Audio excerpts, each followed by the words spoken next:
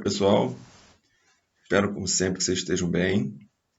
Hoje estamos aqui para mais uma aula das turmas de História das Cidades. Hoje nós vamos dar continuidade à última aula que nós estamos falando sobre o urbanismo durante o período do Renascimento. Fizemos isso na Europa. Hoje vamos ver como que isso se desdobrou aqui na América. Porque, se a gente lembrar, foi durante o período do Renascimento que a Europa então vai encontrar a América. E, através de determinadas resoluções, aquele ideário de urbanismo do Renascimento vai ser desenvolvido aqui nas terras das colônias. E, como uma curiosidade, nós mencionamos na aula passada da dificuldade que era se tentar impor uma nova ordem urbanística, baseada na razão, sobre uma cidade que já tinha características medievais lá na Europa. Aqui na América, isso vai ser mais tranquilo de ser feito, porque como chegavam normalmente em territórios ainda inabitados, era tranquilo de você implantar, então, aquele sistema ortogonal, aquele sistema hipodâmico, e praticamente se projetava cidades sem limites, ou cidades onde se previa o crescimento infinito delas, porque não tinham grandes barreiras que impedisse esse planejamento. O que acontecia na maioria das vezes é que o traçado dessas cidades era desenvolvido lá na Europa e implantado sem o conhecimento do território. Então não se levava em consideração acidentes geográficos, relevo, esse tipo de coisa não se considerava. Então, se o traçado determinasse, e ele determinava sempre ruas ortogonais, retilíneas, obviamente, se encontrasse uma montanha, um morro pela frente, essa rua continuava subindo aquele morro, aquela elevação. Não eram projetos que se executavam, se desenvolviam baseado num estudo do território. E, no caso específico das colônias espanholas, as ordenações do rei Filipe II, essas ordenações ela vai tratar, esse conjunto de leis vai tratar então de como se implementar novas cidades aqui no território descoberto. Essas ordenações filipinas vão ser a primeira lei urbanística escrita na Idade Moderna. Pela primeira vez isso vai estar definido em lei. Ele determinava basicamente um modelo uniforme de ruas. Essas ruas eram retilíneas, definiam inúmeros quarteirões iguais, sempre quadrados, esses quarteirões, esse conjunto de quadras, sempre quadradas. No centro dessa malha urbana, abria-se então uma praça. E para se abrir essa praça, se suprimia alguns quarteirões. Então, era uma praça cercada por 4 ruas, e essas 4 ruas, no sentido norte, sul, leste, oeste, elas seguiam indefinidamente. Tá? Nesse quarteirão que se formava, normalmente ali junto à praça, esses terrenos já eram reservados para algumas funções, tá? Como igreja, o prédio administrativo, a sede administrativa da cidade. A gente pode ver aqui nessa imagem o desenho. Vou baixar a luz aqui para parar de atrapalhar. O desenho, o projeto da cidade de Quito, no Equador. Reparem, é um projeto que já está mostrando, inclusive, as edificações, mostrando, então, onde se tem edifícios, onde se tem casas. Mas reparem que todos os quarteirões são quadrados. No centro, um espaço aberto, neste caso aqui também praticamente quadrado, onde se abre a praça principal. Você vê que aqui tem uma outra praça, então, dependendo da necessidade, ia se abrindo praças em meio a esse traçado reticulado. Junto a essa praça ficava, então, como eu estava dizendo, a igreja, o paço, que é o prédio vamos supor hoje, como se fosse o prédio da prefeitura, o prédio de governo, a casa dos mercadores, e esses mercadores, eles nessas casas, eles faziam negócios, e também a casa dos colonos mais ricos.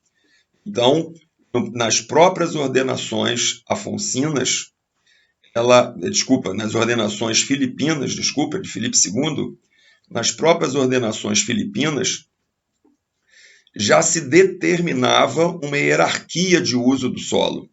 E é claro que beneficiando, então, a elite, partindo do princípio que era essa elite que ia ter meios econômicos de fazer a cidade se desenvolver. Temos aqui outro exemplo desse traçado, agora na cidade de Guadalajara, no México. Mais uma vez, um traçado completamente reticulado, com seus quarteirões todos iguais. Já comentamos isso em outros momentos, que esse tipo de implantação urbana, né, baseado no traçado hipodâmico, ele tem uma grande virtude de rapidez da locomoção, né? Rapidez da identificação de uma rua ou de um endereço, se essas ruas tiverem uma nomenclatura também ordenada.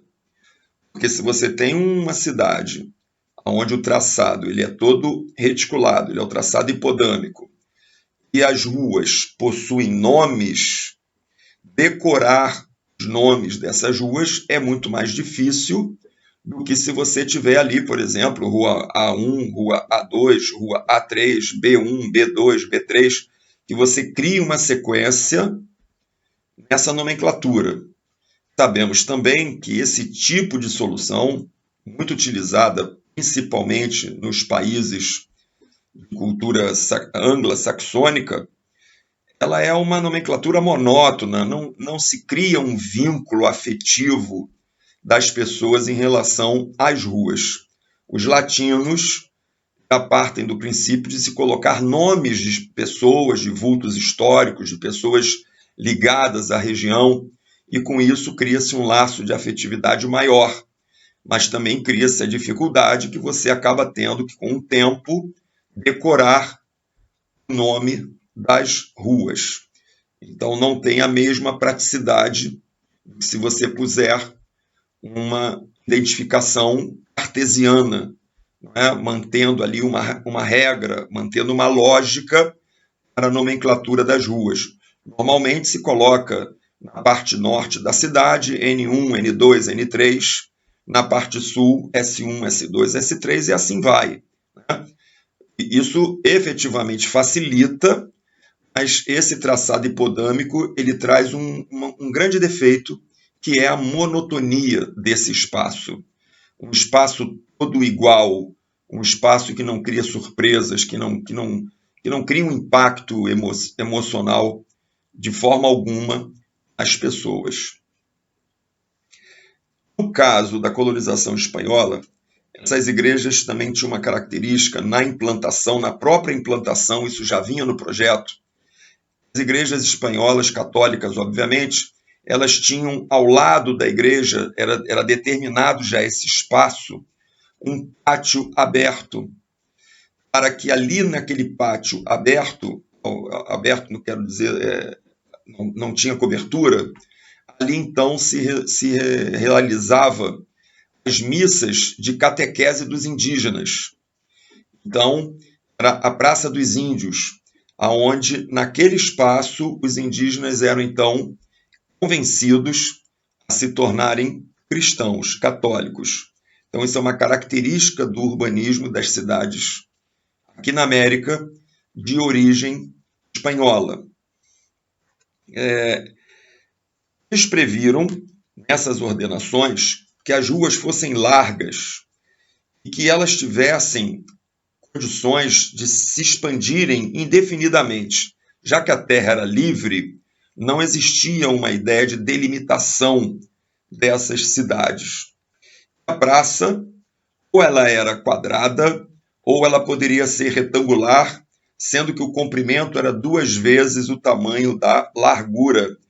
E geralmente eles optavam por essa praça retangular, com essas dimensões de 2 vezes o comprimento versus a largura, para que houvesse espaço para as grandes festas que os espanhóis têm a tradição de se utilizarem de cavalos nessas festas.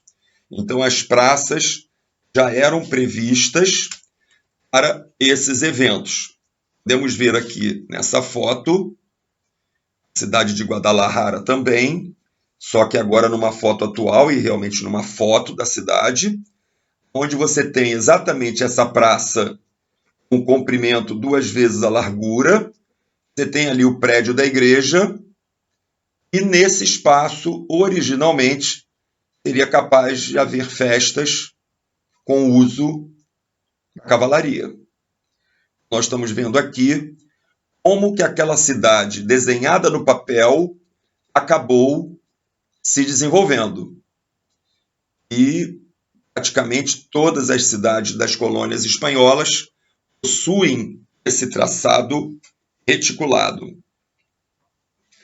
Uma outra característica dessas ordenações é que as ruas elas deveriam ser mais largas nas regiões frias e elas deveriam ser mais estreitas nas regiões quentes, porque ruas mais estreitas e você elevando as edificações, essa proximidade das edificações criaria áreas de sombra.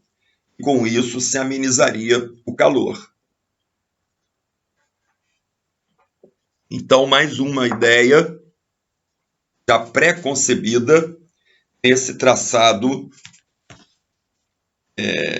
das cidades espanholas na América. A outra razão para que as ruas também tivessem uma certa largura era a necessidade de defesa. Essas ruas mais largas facilitariam, então, a questão da defesa. Os lotes junto à praça, eles não deveriam ser cedidos aos particulares. Isso já era determinado e a igreja, os edifícios reais e municipais, além de lojas e moradia dos mercadores, teriam, então, esse privilégio. Se afastando da praça, os outros lotes, então, deveriam ser distribuídos aos particulares em geral, mas que tivessem condições de construir. Não se tinha a ideia de ceder um terreno para alguém que não pudesse construir de imediato, porque senão a cidade ficaria cheia de vazios. Essa ideia de só se entregar os terrenos a quem tivesse condição de construir de imediato, ela não surtiu o efeito desejado, porque mesmo dentro dessa dinâmica, houve ainda, durante muito tempo, espaços nessa malha urbana. Algumas pessoas construíam, outras não, e assim ficavam aqueles buracos, vamos dizer assim, no meio da cidade.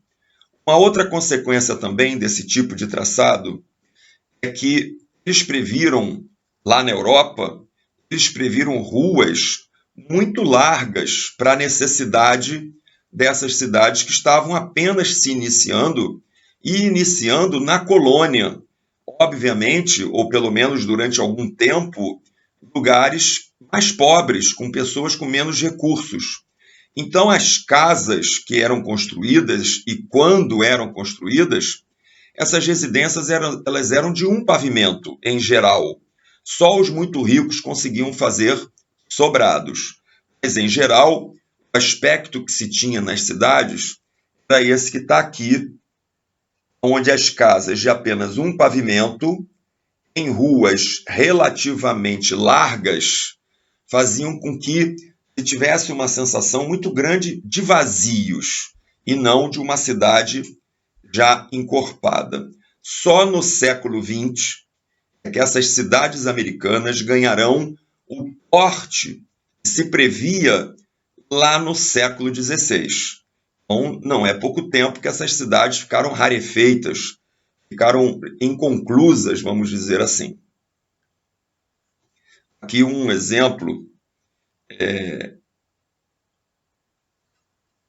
eu ia mostrar mais um exemplo desse tipo de característica de traçado hipodâmico, mas estamos tratando ainda dessa questão aqui na Espanha. Esse sló das cidades espanholas, que é a próxima foto que eu vou mostrar, já é numa outra condição lá nos Estados Unidos. Mas vamos dar só o final aqui em relação a esse planejamento espanhol. Apenas no século XX o espaço então foi todo edificado. Essa uniformidade do tabuleiro não levava em consideração os relevos, isso eu também já tinha citado com vocês. Já agora nos Estados Unidos, quem vai entender como sendo o traçado hipodâmico a melhor solução foi Thomas Jefferson, que foi um dos presidentes americanos, aonde ele vai definir para toda a região oeste dos Estados Unidos, aquela região que foi a última região ocupada e tomada dos indígenas. Parte do oeste foi comprado da França, mas a grande parte do oeste foi tomado aos indígenas. Tomado porque os europeus foram avançando e foram expulsando os indígenas para a costa do Pacífico. Pois bem, a ocupação desse novo território do oeste foi definido lá na costa leste. Nesse caso, não foi nem definido na Europa. Foi definido já naquelas 13 primeiras colônias, pela região da Filadélfia. E lá eles decidiram, além do traçado, eles decidiram também o formato dos lotes. Então, se o traçado era reticulado, se o traçado era ortogonal, a razão mandava que os lotes dos terrenos também fossem retangulares. Com isso, nós também vamos ter uma malha urbana com essas características, onde também, para se abrir espaços, para se abrir praças, simplesmente se retirava alguns quarteirões, dentro da mesma dinâmica. Nós estamos tratando de renascimento. Só que no caso dos Estados Unidos, isso vai ser levado a uma dimensão bastante ampla, porque a região oeste americana é um território imenso. Aqui nós estamos vendo Central Park, Nova York. A cidade de Nova York também teve o seu traçado todo racionalizado com ruas perpendiculares entre si. E o projetista que pensou, que planejou ali a ilha de Manhattan, ele, numa determinada posição, ele fez um grande retângulo e disse que ali deveria ter uma área verde. Assim foi feito. O Central Park, então, esse grande retângulo, onde lá dentro, então, se desenvolveu um projeto paisagístico. Mas percebam que as ruas ao redor do Central Park são ruas, todas elas idênticas e ortogonais. O resultado desse pensamento focado apenas na razão, colocando a razão em primeiro plano, o resultado, isso a gente pode observar até mesmo no mapa dos Estados Unidos. Reparem os estados que ficam a oeste, nesta área aqui que eu estou apontando, reparem que o próprio desenho dos estados são geralmente retangulares. Reparem que as divisas entre um estado e o outro é uma linha reta, diferentemente do lado leste, onde aqui vocês podem ver que a divisa entre os estados leva em consideração os acidentes geográficos. É um rio, é uma montanha, coisas do gênero. Aqui não. Aqui essas linhas retas foram traçadas longe daqui. Foram determinadas lá pelo governo americano que ficava na Filadélfia durante um período.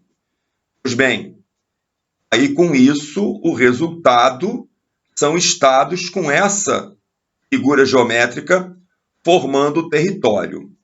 Se ali tem morro, se ali tem rio, nada disso era levado em consideração. No caso do urbanismo português na América, os portugueses vão trazer para cá também a cultura do Renascimento.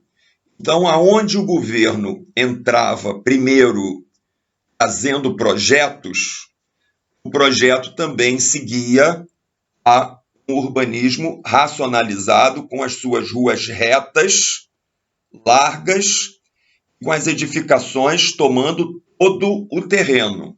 Isso acontecia também no caso espanhol, onde era obrigatório você construir a sua edificação pegando todo o alinhamento frontal do seu terreno. Tanto o alinhamento frontal quanto os alinhamentos laterais. Você tinha a obrigação de ocupar todo o seu terreno e na parte dos fundos do seu lote você poderia deixar um espaço a céu aberto. Seria ali uma área para os serviços, até mesmo para uma plantação de uma horta, ou até mesmo cuidar de alguns animais. Tá?